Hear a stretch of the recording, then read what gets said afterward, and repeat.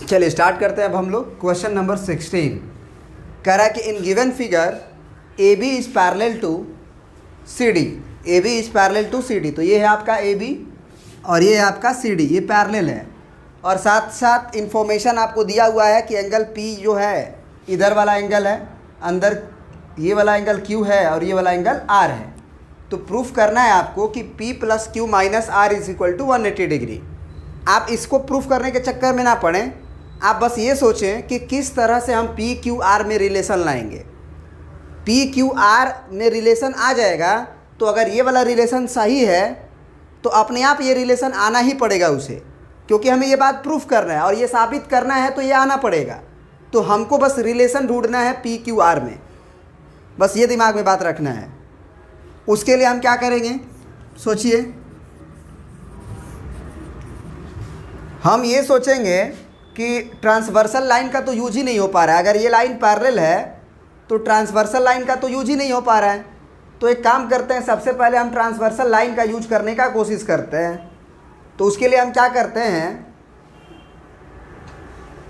कि F point से एक पैरेलल लाइन खींचा जाए, जो ए बी के पैरेलल हो चाहे सी डी के पैरेलल हो, है ना, जो ए बी के पैरेलल हो चाहे सी डी के पैरेलल हो। हाँ, नहीं तो एक और तरीका है, आप क्या कर लो कि जी एफ को आगे बढ़ा दो। जी एफ को जब आगे बढ़ाओगे तो कहीं ना कहीं जाके बी वाले पॉइंट पे इंटरसेक्ट करेगा, कहीं ना कहीं उस लाइन पे। समझ रहे बात को? यही कर लो। बहुत सारा तरीका है। एक तो तरीका है कि आप एफ पॉइंट से पैरेलल लाइन खींच लो और उसके बाद ये एंगल को और ये एंगल को रिलेट करो, ये एंगल को रिलेट करो, रिलेशन मेंटेन हो जाएगा, है ना। और एक तरीका है कि एफ पॉइंट को आगे की तरफ बढ़ाओ ऐसे। मान लो यहाँ पे जाके मिला, ये तो लास्ट वाला बी था, यहाँ पे हम मान लेते हैं कि ये पी है, ये पॉइंट क्या है, पी है। तो एक बात बताओ यहाँ से हमें कि ये अगर एंगल आर डिग्री है, आर डिग्री, तो ये वाला एंगल तो आर डिग्री होगा ना अल्टरनेट इंटीरियर एंगल से। बोलो,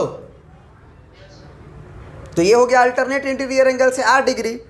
फिर ये भी हम बोल सकते हैं कि अगर ये वाला एंगल क्यू है और ये एक स्ट्रेट लाइन है तो ये एंगल हमको पता चल जाएगा। बोलो,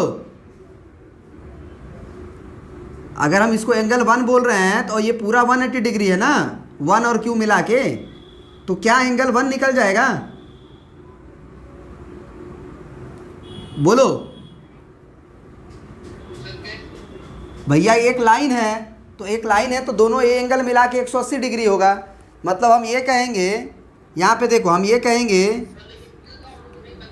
एंगल क्यू में ही रिलेशन लाना है, जो प्रूफ करना है वो क्यू में लाना है। क्यू नोन है, अननोन नहीं है। क्यू डिग्री हमको दिया गया है। ऐसा नहीं है कि अगर हमको 10 डिग्री 20 डिग्री 50 डिग्री दिया रहेगा तभी दिया रहेगा मानेंगे। जैसे आपको ये फिगर में बोला है कि P degree Q degree, proof करने के लिए ना बोला है। बात समझ रहे हो?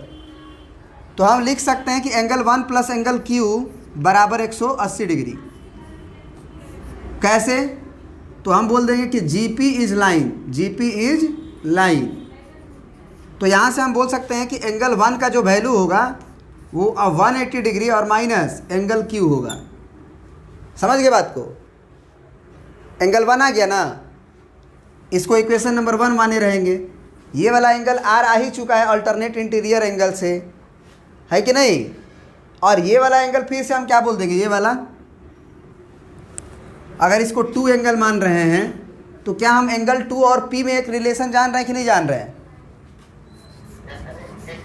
फिर से हम लिखेंगे angle 2 plus angle P is equal to 180 degree. तो फिर से एंगल 2 का वैल्यू आ जाएगा 180 degree minus angle P. Angle 2 का वैल्यू आ जाएगा 180 डिग्री माइनस एंगल पी। ये हो गया इक्वेशन नंबर 2।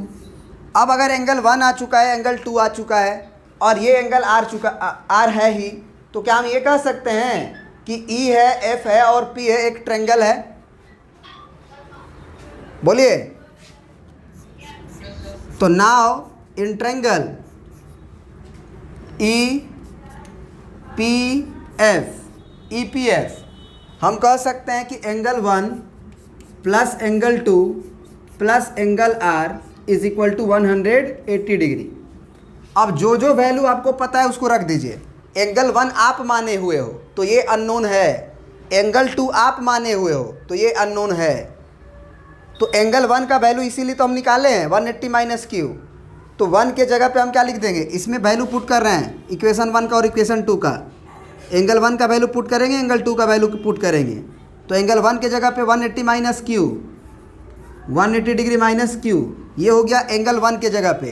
फिर एंगल 2 के जगह पे क्या लिखें, तो एंगल 2 के जगह पे 180 माइनस एंगल पी, तो 180 डिग्री माइनस एंगल पी और प्लस एंगल आर। तो आर में रिलेशन हमको मेंटेन रखना ही है तो आर को आर ही रहने देंगे, और इज इक्वल टू 180 डिग्री।